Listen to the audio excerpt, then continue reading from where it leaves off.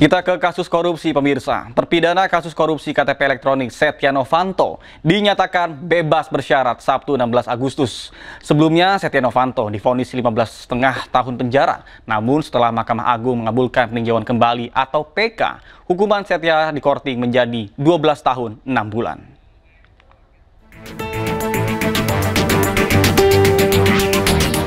Terpidana kasus korupsi KTP elektronik Setia Novanto mendapatkan bebas bersyarat dari Lembaga Pemasyarakatan Sukamiskin Kota Bandung. Menurut Kepala Kantor Wilayah Ditjen Pemasyarakatan Jawa Barat Kus Nali, status bebas bersyarat diperoleh Setia setelah Mahkamah Agung mengabulkan peninjauan kembali atau PK. Pak Seto pertama dengan putusan 15 tahun mengajukan peninjauan kembali dan putusan PK pada tanggal 4 Juni 2025 putusan menjadi 12 tahun 6 bulan. Berdasarkan perhitungan dari 12 6 tahun tersebut, beliau mendapatkan pembebasan bersyarat di tanggal 29 Mei 2025. Dan beliau sudah pelaksanaan pembebasan bersyarat di tanggal 16 Agustus tahun 2025. Dalam amar putusan peninjauan kembali, beliau diputus 12 tahun 6 bulan dengan denda 500 juta subsidi 5 bulan kurungan. Ditambah dengan uang pengganti 49 miliar dengan pidana 2 tahun. Namun itu sudah dibayar sehingga beliau sudah bisa melaksanakan pembebasan bersyarat dan dilaksanakan pada tanggal 16 Agustus tahun 2020. Sementara itu, menurut Menteri Imigrasi dan Pemasyarakatan Agus Andrianto, pembebasan bersyarat kepada Setia Novanto sudah sesuai dengan aturan dengan telah menjalani 2/3 masa pidana. Ya, karena sudah melalui proses assessment dan yang bersangkutan berdasarkan hasil pemeriksaan PK itu sudah melampaui waktunya. Harusnya tanggal 25 yang lalu. September 2017 lalu, Setia Novanto ditetapkan sebagai tersangka dalam kasus korupsi KTP elektronik. Novanto awalnya sempat menang dalam pra-peradilan, sehingga statusnya sebagai tersangka gugur. Namun pada November 2017, KPK menetapkan Setia Novanto sebagai tersangka lagi. Tim Liputan iNews melaporkan. Pemirsa, KPK melakukan penggeledahan di rumah mantan Menteri Agama Yakut Khalil Qoumas di kawasan Jakarta Timur pada 15 Agustus 2025. Selain Yakut, KPK juga menggeledah sebuah rumah milik seorang ASN Kementerian Agama.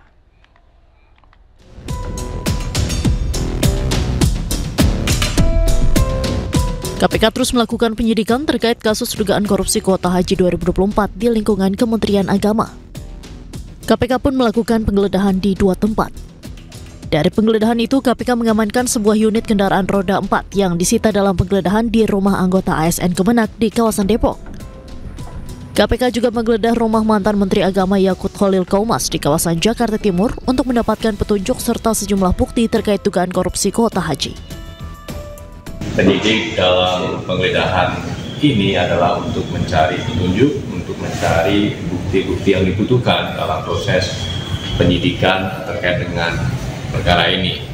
Terlebih dari perkara dengan kerugian negara, hitungan awal penyidik lebih dari 1 triliun, tentu bukti-bukti dan juga langkah-langkah awal dalam optimalisasi aset recovery juga dibutuhkan.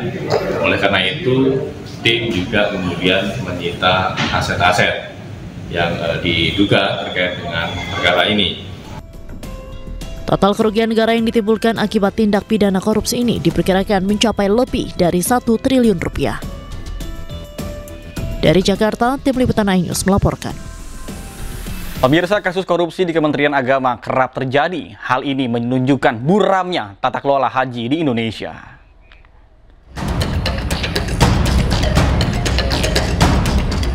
Dugaan korupsi kuota haji di Kementerian Agama 2019-2024 memasuki episode baru.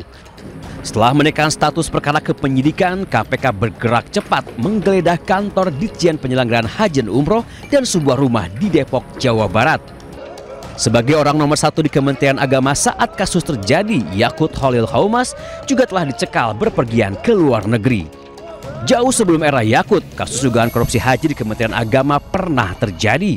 Tahun 2005, Kementerian Agama juga pernah menjadi sorotan. Menteri Agama saat itu, Said Agil Husin, terbukti mengkorupsi biaya penyelenggaraan ibadah haji dan dana abadi umat. Negara dirugikan 718 miliar, Said divonis 5 tahun penjara. Tahun 2014, Menteri Agama Surya Dharma Ali terbukti menyalahgunakan dana penyelenggaraan ibadah haji. Negara dirugikan 1,6 miliar, Surya Dharma divonis 6 tahun penjara. Seakan tidak belajar dari pendahulunya, 10 tahun kemudian kasus serupa berulang. Kali ini Kementerian Agama diduga kong-kali-kong pembagian kuota haji.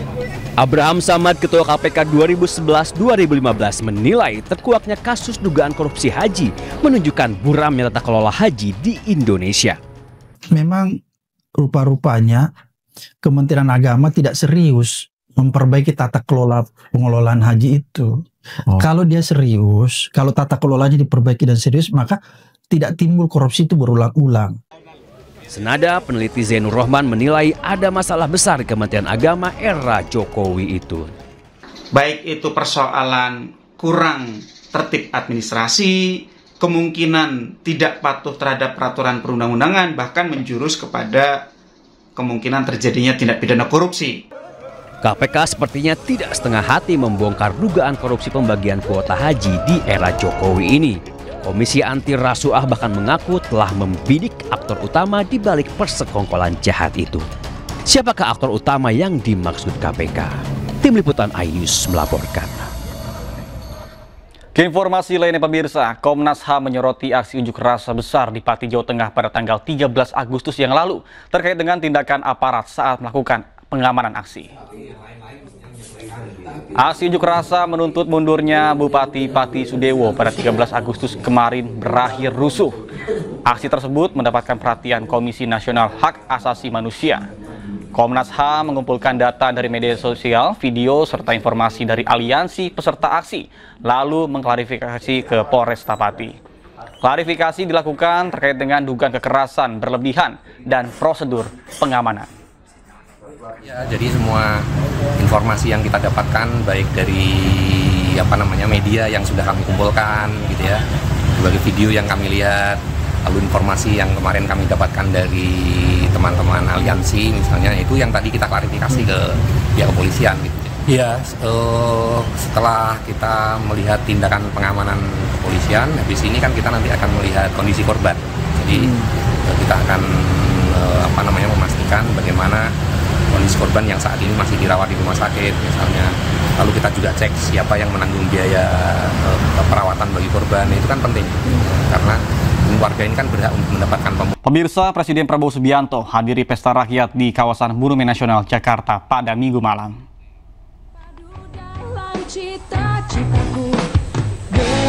Dengan menggunakan maung putih, Prabowo keluar dari rooftop dan juga melambaikan tangan sepanjang memasuki kawasan Monas. Presiden tiba sekitar pukul 19.45 waktu Indonesia Barat. Selain pasukan pengamanan Presiden, Prabowo nampak didampingi oleh Sekretaris Kabinet, yakni Teddy Indrawijaya. Sementara itu, kedatangan Prabowo langsung disambut oleh Wakil Presiden Gibran Rakabuming Raka yang sudah berada di atas panggung terlebih dahulu.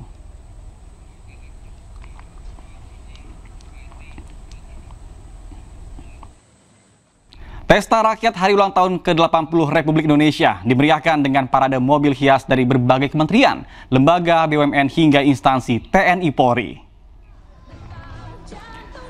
Karnaval Kemerdekaan untuk menyemarakan Hari Ulang Tahun ke-80 Republik Indonesia menampilkan mobil hias dari berbagai instansi seperti kementerian, lembaga, TNI Polri, dan juga BUMN.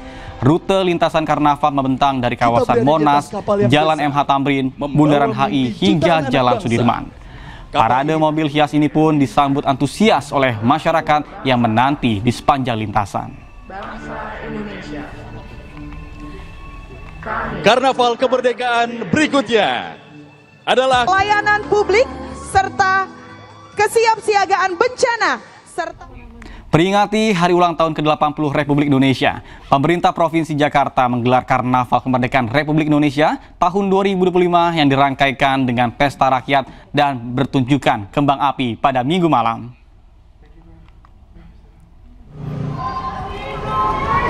Guna mendukung kegiatan tersebut, Polda Metro Jaya siapkan rekayasa lalu lintas di kawasan Monumen Nasional Jakarta Pusat. Pengalihan arus kendaraan diberlakukan situasional mulai pukul 19.00 waktu Indonesia Barat hingga acara selesai. Meski demikian, kendaraan umum seperti Transjakarta tetap diizinkan untuk melintas. Sementara itu, Dinas Perhubungan Jakarta menyiapkan total 51 kantong parkir di sejumlah titik sekitar Monas.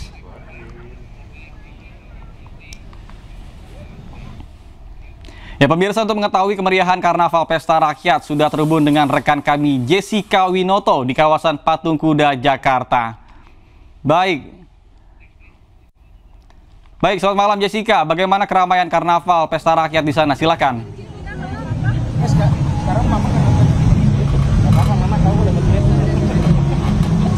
Ya, selamat malam Nata dan juga pemirsa. Untuk situasi terkini di kawasan Patung Kuda tempat saya melaporkan, yang mana ini menjadi salah satu lintasan pertama dari iring-iringan truk hias yang merupakan juga bagian dari Karnaval Bersatu Kemerdekaan ini. Memang karena sudah selesai iring-iringannya yang tadi diakhiri dengan truk hias dari Polri, saat ini memang kondisi terkini dari warga sekitar ini memang sudah mulai bubar, yang mana tadi ada langsung mengikuti iring-iringan yang menuju MH Tamrin, lalu Bundaran HI, dan lain sebagainya.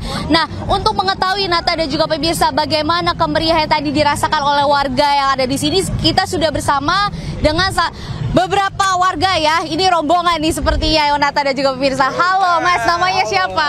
Muhammad Fajar. Oke, ini panggil Fajar ya? Fajar dong. Oke, Mas Fajar. Ini sama siapa? Ini kayak ramai banget nih. Rekan-rekan kerja. Oh, rekan-rekan. Dari mana kalau boleh tahu? Dari Kementerian Transmigrasi. Oke. Wah, Kementerian Transmigrasi. Oke. Baik. Nah, Mas, kita mau tanya. Ini tadi kan melihat dari truk-truk hias dari kementerian, lembaga, kejaksaan, Polri, dan lain sebagainya. Ini gimana nih perasaannya, Mas? Sangat senang, baru pertama kali sih di sini. Baru pertama kali. Jadi ini momen pertama kali melihat iring-iringan truk hias yang pada saat kemerdekaan kita ke-80 berlangsung meriah gitu ya? Langsung meriah, sangat meriah. Oke. Nah, tadi kan ada beberapa truk hias yang memberikan dari kementerian ini, ada yang memberikan merchandise. Ini kayak saya ngeliat banyak nih pegangannya nih ya. Dapat dari Setnek. Dari Setnek. Ini yang belakang? Oh, ada jajaran dari Polri. Oke. Mas, aku mau tanya dong, dari kemerdekaan kita yang ke-80 ini, harapan untuk Indonesia ke depannya seperti apa nih, Mas? Agar lebih baik lagi untuk memikirkan masyarakat Indonesia. Oke, baik. Ada lagi nggak harapan-harapan yang mungkin pengen disampaikan lagi gitu? Apa ya? Ya lebih, betul, lebih kesejahteraan untuk semua aja. Oke, baik. Terima kasih banyak, Mas. Sama-sama. Selamat beraktivitas kembali. Enggak sih, pulang habis pulang ya. Pulang. Selamat beristirahat kalau begitu hati-hati di jalan. Ya, terima kasih. Oke. Baik, Nata dan juga pemirsa, bahwa memang dari kegiatan Karnaval Bersatu Kemerdekaan ini berlangsung meriah karena memang selain dari truk-truk hias yang melewati dari Monas, lalu ke Patung Kuda, lalu ke Jalan MH Tamrin, lalu ke Bundaran HI, dan diakhiri di Semanggi, ini semua berlangsung dan meriah dan disambut dengan penuh kebahagiaan dari warga-warga setempat yang ada di sekitar saya ini, karena memang tadi sejak sore tadi sekitar pukul 5 sore waktu Indonesia Barat sudah banyak warga yang mengelilingi kawasan Patung Kuda untuk menunggu melihat secara langsung kemeriahan dari Karnaval Bersatu Kemerdekaan. Dan mana juga Nata dan juga pemirsa kami sampaikan bahwa uniknya tadi setiap truk-truk hias yang melewati kawasan Patung Kuda ini memang setiapnya memiliki barcode yang dapat di-scan oleh warga yang dapat memberikan penilaian untuk menjadi truk hias pada dirinya yang terbaik. Dan memang dari serangkaian kegiatan pada HUT Republik Indonesia yang ke-80 ini berlangsung dengan lancar dan juga memang penuh banyak harapan dari warga Indonesia untuk menjadi Indonesia lebih baik lagi ke depannya dan lebih mesejahterakan masyarakat ke depannya. Sementara itu, Nata. Baik, terima kasih Jessica Winoto melaporkan langsung dari kawasan Patung Kuda, Jakarta. Selamat bertugas kembali. Ya pemirsa, Presiden Prabowo Subianto memimpin upacara penurunan bendera merah putih di Hari Kemerdekaan ke-80 Republik Indonesia. Perikanan menghadirkan nuansa kelautan. Upacara sekitar pukul 16.45 waktu Indonesia Barat. Dalam penurunan merah putih adalah Kolonel Penerbang Sunar Adi Wibowo. Pada bendera merah putih, Presiden Prabowo Subianto pun hadir langsung jalannya upacara. Wakil Presiden Raka beserta istri juga hadir bersama dengan sejumlah Menteri Kabinet Merah Putih. Pembawa baki dalam upacara penurunan bendera ini dipercayakan kepada Aliyah Sakira, perwakilan Provinsi Sulawesi Selatan.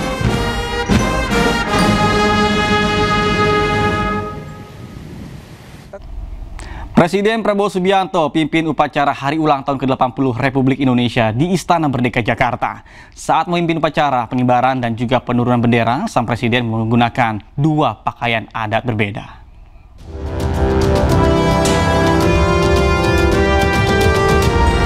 Presiden Republik Indonesia Prabowo Subianto untuk pertama kalinya memimpin upacara pengibaran bendera di Istana Merdeka Jakarta. Pada upacara peringatan HUT ke-80 RI itu, penampilan Presiden Prabowo menarik perhatian publik. Sang presiden mengenakan baju adat Demang bernuansa putih gading dan kain ujung serong khas Betawi. Bukan sekedar pakaian tradisional, baju Demang Betawi ini memiliki filosofi mendalam. Pertama merupakan simbol kekuasaan dan kewibawaan, kedua identitas budaya Betawi, yang ketiga mencerminkan kesederhanaan dan elegansi, serta keempat mengandung pesan persatuan dalam keberagaman.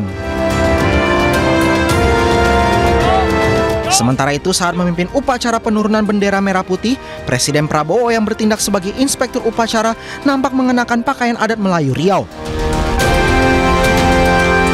Prabowo memakai baju kurung teluk belanga berwarna biru dipadukan dengan tanjak penutup kepala khas pria Melayu. Tanjak yang dikenakan bermotif geometris dengan warna biru perak senada dengan busana yang dikenakannya. Dari Jakarta, tim liputan iNews melaporkan. Ada yang berbeda dalam peringatan hari ulang tahun ke-80 Republik Indonesia di Maluku Utara tahun ini. Bendera merah putih dikibarkan di kedalaman laut. Proklamasi. Gubernur Maluku Utara Seri Juanda tampil memukau dengan balutan kostum Putri Duyung saat ikut mengibarkan sang merah putih di dasar laut Sulamadana Ternate. Upacara ini terselenggara berkat kolaborasi pemerintah Provinsi Maluku Utara dengan Wanita Selam Indonesia. Dan lain-lain. Sebanyak 100 penyelam ambil bagian menciptakan pemandangan yang luar biasa. Bendera merah putih berkibar gagah di kedalaman dikelilingi panorama bawah laut yang memesona. Momen langka ini membawa pesan kuat tentang pentingnya menaruh perhatian pada laut sebagai ruang hidup bangsa. Atas nama bangsa Indonesia. Sementara itu pemirsa, peringatan Hari Ulang Tahun Republik Indonesia ke-80 di Pendopo, Kabupaten Pati digelar tanpa kehadiran Bupati Sudewo yang dikabarkan sakit. Posisi inspektur upacara pun digantikan oleh Wakil Gubernur Jawa Tengah, Taj Yassin Maimun.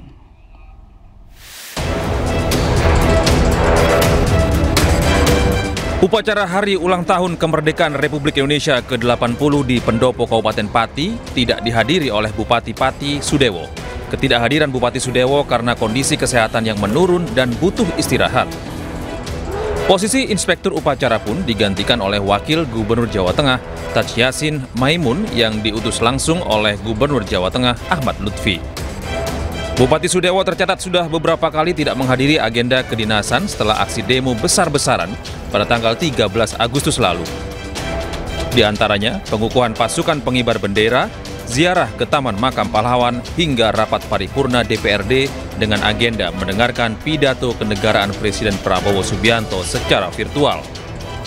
Ya, kemarin saya dikasih tahu oleh Bapak Gubernur, beliau sudah dihubungi Gubernur bahwa beliau tidak bisa ikut dalam upacara 17 Agustus karena beliau sedang tidak baik, lagi sakit sehingga perlu istirahat, dan menugaskan saya menjadi di Kabupaten. Dirawat di rumah sakit, Pak? Info yang saya terima, beliau sakit. Dalam momen ini, Wakil Gubernur pun menegaskan bahwa pemerintah Provinsi Jawa Tengah hadir untuk menjaga stabilitas di Kabupaten Pati. Ia pun berharap suasana Pati kembali kondusif dan aman pasca demo besar-besaran pada 13 Agustus lalu. Dari Pati, Jawa Tengah, Lazarus Sandi, iNews melaporkan. Serta jatuh pingsan saat mengikuti upacara memperingati Hari Ulang Tahun ke-80 Republik Indonesia di alun-alun Kabupaten Jombang, Jawa Timur. Seluruh korban yang pingsan langsung dievakuasi oleh petugas ke tenda medis.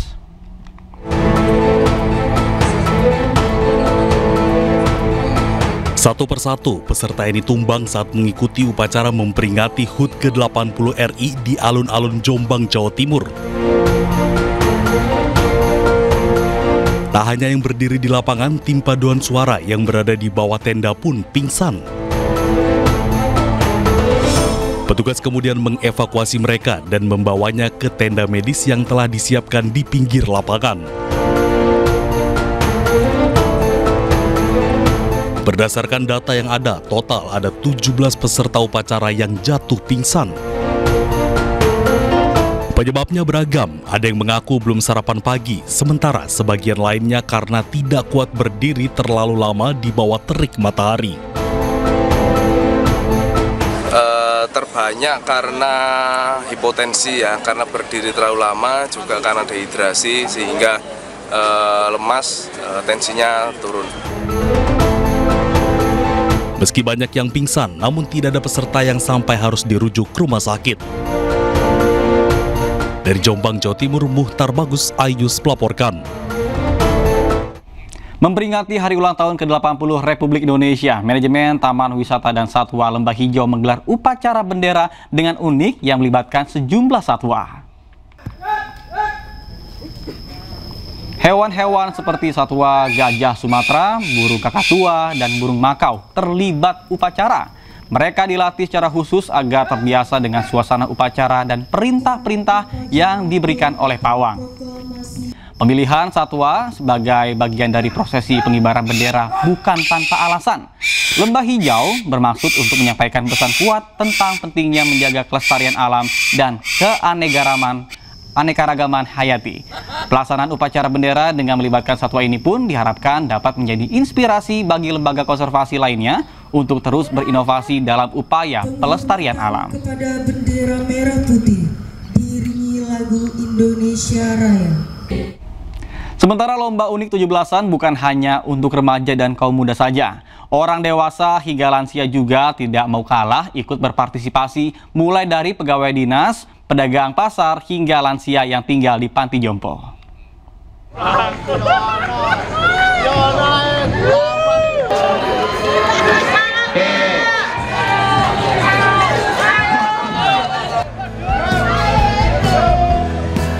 Memeriahkan HUT ke-80 tahun kemerdekaan Indonesia, Pegawai Dinas Perhubungan Kota Solo, Jawa Tengah menggelar lomba unik, yaitu lomba tarik mobil derek.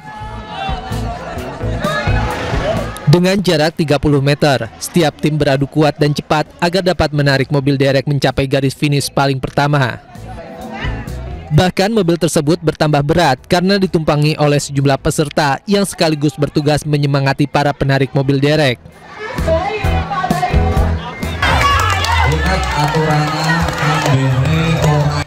Semarak peringatan HUT ke-80 RI juga terasa di Pasar Beringharjo, Yogyakarta.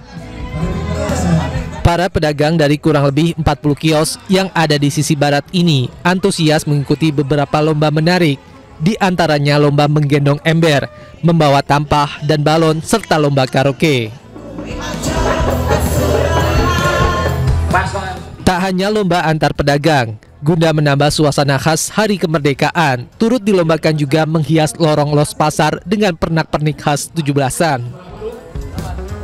Selain sebagai wujud nasionalisme para pedagang, lomba ini diharapkan mempererat persaudaraan antar pedagang dan mampu menarik minat para wisatawan.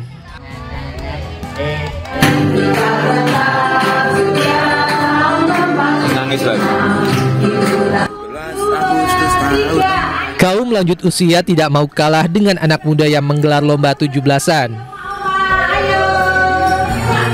Di ruang Aula Panti Wereda Pengayoman Wonodri, Semarang, para lansia memakai baju merah putih memegang bendera kecil, bersemangat untuk mengikuti lomba antar lansia untuk menyemarakan HUT RI. Berbagai lomba digelar dengan penuh keceriaan dan menyiratkan pesan, salah satunya lomba memilah biji-bijian. Lansia lainnya berlomba menyusun gelas berpasangan. Ayo! Lomba ini bertujuan menambah keakraban dan kompak antar lansia dan juga melatih motorik dan daya ingat, tapi juga mempererat kerjasama dan persahabatan antar sesama lansia. Tim Liputan iNews melaporkan. 8 bayi lahir di Hari Kemerdekaan Indonesia 17 Agustus 2025 di Rumah Sakit Pelabuhan, Cirebon. Kelahiran 8 bayi di tanggal 17 Agustus ini disambut dengan meriah oleh rumah sakit. Dekorasi berwarna merah putih menyambut kedatangan mereka ke bumi hari ini. Rumah sakit juga menyiapkan sejumlah kado spesial bagi para bayi kemerdekaan. Hingga Minggu pagi tercatat 8 bayi lahir dengan sehat. Kebahagiaan ganda pun dirasakan oleh para orang tua yang menyambut buah hati mereka di hari bersejarah ini. Ya, untuk perasaannya yang pasti senang karena anak pertama, yang kedua tanggal 17 Agustus kan tahu sendirilah Hari Kemerdekaan Indonesia, jadi ya kayak hoki lah gitu. Informasinya dapat kejutan dari di sini. Ya, alhamdulillahnya untuk biaya gratis. Oke. Terus dapat apa lagi tadi di sini? Sama dapat bingkisan ya, tadi dapat katanya spesial Hari Kemerdekaan gitu. Pemirsa, dalam upaya meningkatkan kualitas hidup masyarakat, MNC Peduli bersama dengan Posyandu Gagak Rima menggelar edukasi pencegahan stunting dan pemeriksaan kesehatan di Desa Benda Cicurug, Kabupaten Sukabumi, Jawa Barat. Pelayanan kesehatan sederhana yang dilakukan secara langsung pada masyarakat terbukti mampu memberikan dampak signifikan bagi tumbuh kembang anak dan kesehatan ibu. Melalui program Generasi Cerdas Anak Bangsa, MNC Peduli bekerja sama dengan Posyandu Gagak Rima gelar kegiatan edukatif dan pemeriksaan tumbuh kembang anak serta kesehatan ibu hamil untuk warga Kampung Babakan Kencana, Desa Benda Cicurug, Kabupaten Sukabumi. Kegiatan edukatif yang digelar di kawasan ekonomi khusus MNC Lido City, Sukabumi, Jawa Barat. Masyarakat mendapatkan informasi akan pentingnya vitamin A, gizi anak, dan penggunaan masker untuk proteksi diri dari berbagai macam penyakit terutama bagi orang tua yang masih memiliki bayi dan balita serta ibu hamil. Ini kegiatannya sangat positif sekali ya, saya sangat bersyukur hari ini ada penyuluhan dan sebagainya, jadi saya lebih paham, lebih mengerti tentang anak saya lebih mengerti tentang pentingnya masker. Pemeriksaan dari balita usia 0 sampai 5 tahun, ibu hamil dan ibu lansia, juga ada selain kegiatan di sini kita ada kunjungan rumah. Selain mendapatkan pelayanan kesehatan dan edukasi, puluhan anak-anak dan ibu hamil mendapatkan masker dan makanan tambahan. Dan kami lebih semangat lagi atas kedatangan MNC Peduli untuk dan pengurus juga kader berupa bidan lebih semangat lagi untuk melayani pelayanan kesehatan di masyarakat. Kami sangat mengapresiasi sekali untuk bantuan MNC Peduli ini karena satu memang mungkin kedepannya yang diharapkan bisa berlanjut ya untuk CSR-nya di Posyandu ini. MNC Peduli berkomitmen untuk terus menjadi bagian dalam gerakan Indonesia Emas 2045 dengan membangun budaya hidup sehat yang berkelanjutan dan menyeluruh. Dari Sukabumi, Jawa Barat, Andi Firmansyah, iNews melaporkan. Pemirsa, perayaan 80 tahun kemerdekaan Indonesia dirayakan secara istimewa di Yordania. Dengan pesawat Hercules, Indonesia menerjunkan 80 ton bantuan untuk masyarakat Gaza.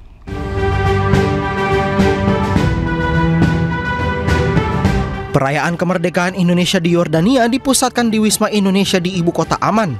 Staf KBRI dan diaspora Indonesia berkumpul merayakan 80 tahun Indonesia merdeka. Duta Besar Indonesia untuk Yordania dan Palestina Ade Patmo Sarwono menyatakan tahun ini terasa istimewa karena Indonesia dengan bantuan Yordania menerjunkan 80 ton bantuan kemanusiaan ke Gaza.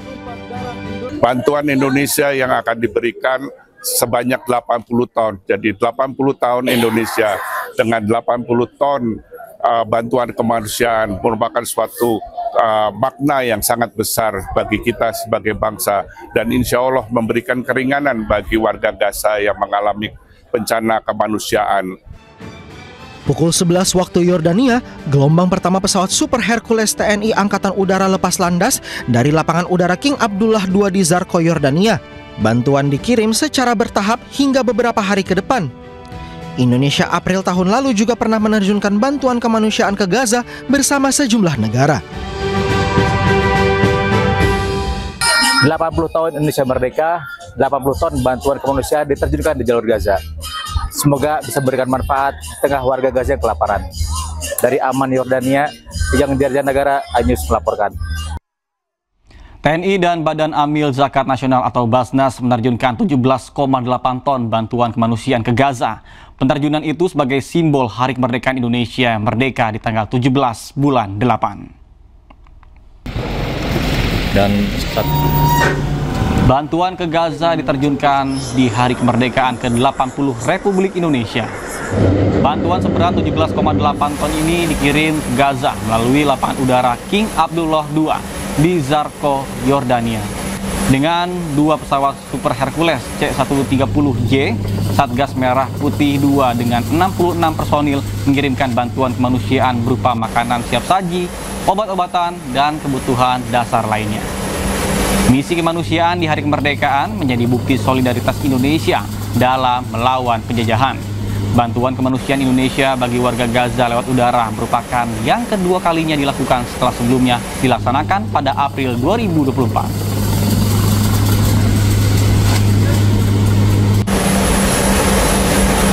Pemirsa, bangsa Indonesia beruntung telah merasakan kemerdekaan selama 80 tahun. Namun tidak demikian dengan bangsa Palestina. Jangankan kemerdekaan, hidup layak pun belum mereka rasakan. Bahkan jutaan warga Gaza masih menunggu dunia untuk menghentikan genosida dan bencana kelaparan yang diakibatkan oleh Israel.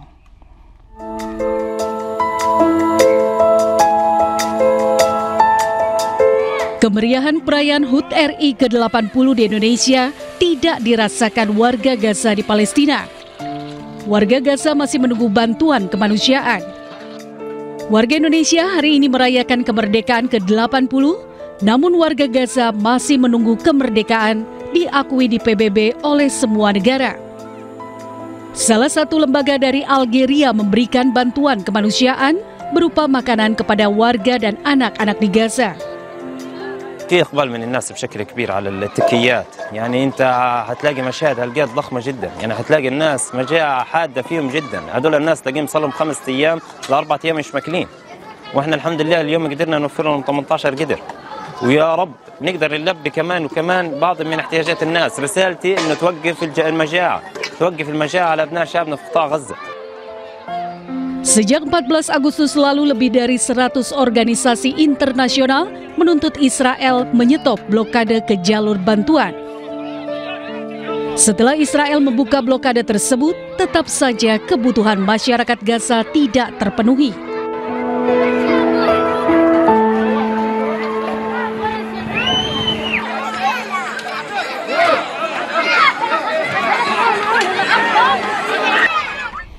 Ratusan WNI ikut upacara peringatan Hari Ulang Tahun Republik Indonesia di kawasan Kedutaan Besar Republik Indonesia di Bangkok, Thailand. Peringatan kemerdekaan Republik Indonesia kali ini bertepatan dengan peringatan hubungan bilateral Indonesia-Thailand. Dan pemirsa, informasi ini sekaligus menutup kebersamaan kita dalam iNews malam hari ini. Dan temukan informasi-informasi terbaru lainnya di www.inews.id. Cuplikan tayangan berita iNews dapat Anda saksikan di kanal YouTube @official_inews. Dan mewakili kerabat kerja yang bertugas, saya Nata Arman. Pamit undur diri, terima kasih, selamat malam, dan sampai jumpa.